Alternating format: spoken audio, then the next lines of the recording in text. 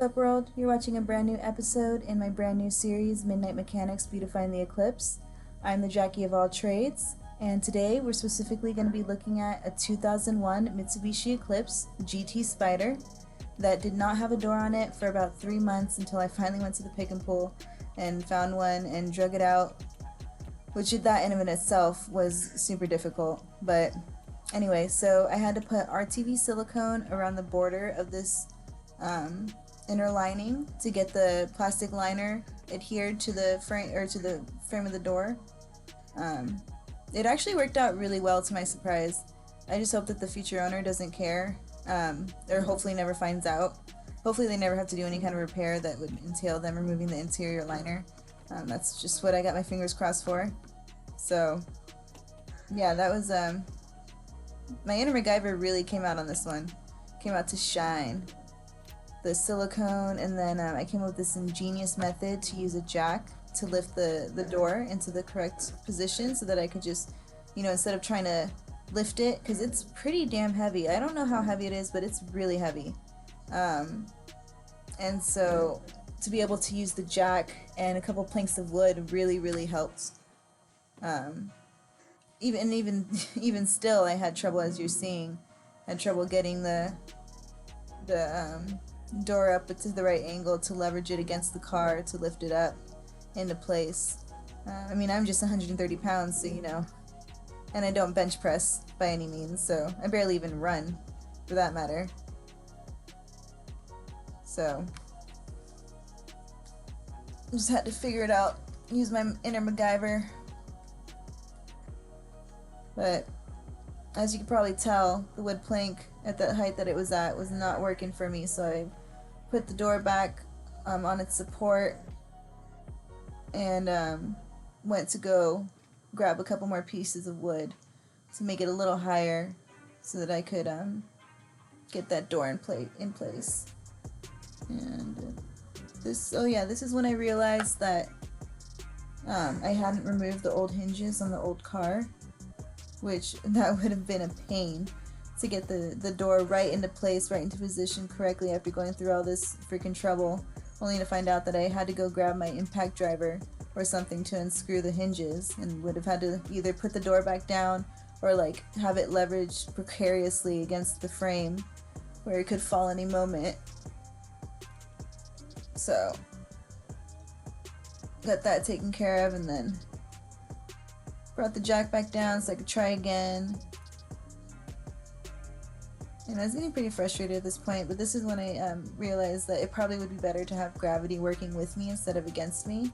And my plan was to lift it higher than the lip of the car, the bottom lip of the car, and drop it into place rather than lifting it across the remaining distance into place. That was the winning ticket. That was the way to do it. And at the end of the video, I'll show everyone how you do this installation for anyone who, wants to know whether or not you're just curious or you're actually doing this repair yourself. It's a super easy repair or installation.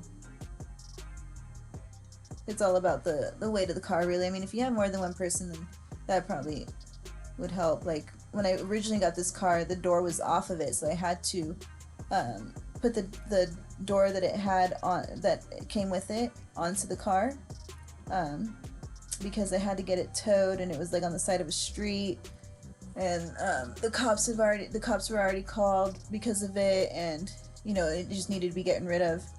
And so I was getting it towed to my house, and I had to put the door back on it because I didn't know what else I was going to do with the door, and I had 2 other people with me. So that took like 5 minutes, just us holding the door in place and then me screwing it in the hinges. So really, if you have more than one person, this is a super easy thing to do.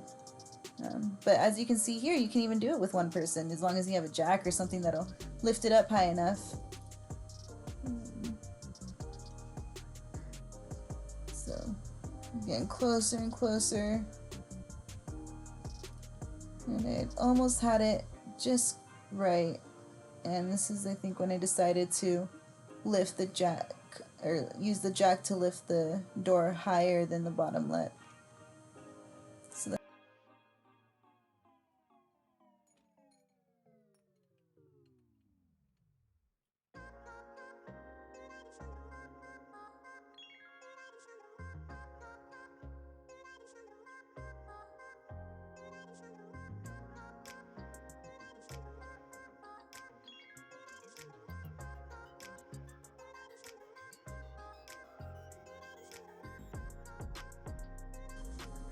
to see how far this car has come. It's looking better and better with each repair. And then now the door finally closes. Almost, at least. I still had to do the inner hinge. It was like, it was closing, but then it would like not be flush with the car. And so that was really bugging me, because, you know, I'd gone through all this trouble to get the door to work, and, you know, that little extra gap was just not gonna do it for me. It was not gonna work. So that's when I found out that this guy had 2 hinges on, and I removed them and then installed the hinge that was already connected to the door.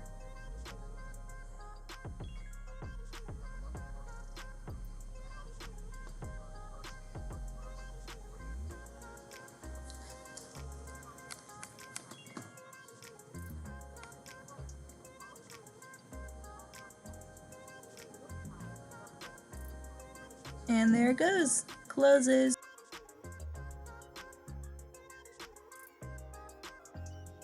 Wants to know how to do this installation. There's 2 sets of 2 bolts, there and there, 12 millimeter. And then there's the power window control and the control wiring that needs to get plugged in. That needs to get plugged into the male port, and it plugs into that female port that you just saw. And then there's the set of bolts, also 12 millimeter, that go into the bottom. There's 3 holes in the hinge connecting to the frame. But there's only 2 slots to put the bolts into, as you can see right there. On the 3rd hole, there is no place for that bolt to go into, so it's just 2 bolts on each set on the hinges. And that's the sky view for just, you know, looking at the whole thing in general. And that's pretty much it. Don't forget to do the inner hinge, and you'll be done. Super easy. All that should be of concern is the weight of the door. I hope you guys enjoyed watching. I'm the Jackie of all trades. Thank you so much for watching, and I hope to see you soon. I hope to be putting on videos on a consistent basis, on a more consistent basis. I know I've been very inconsistent. I hope you guys can be more I hope you guys could be patient for just a little bit longer. I promise I will get everything, you know, more reliable.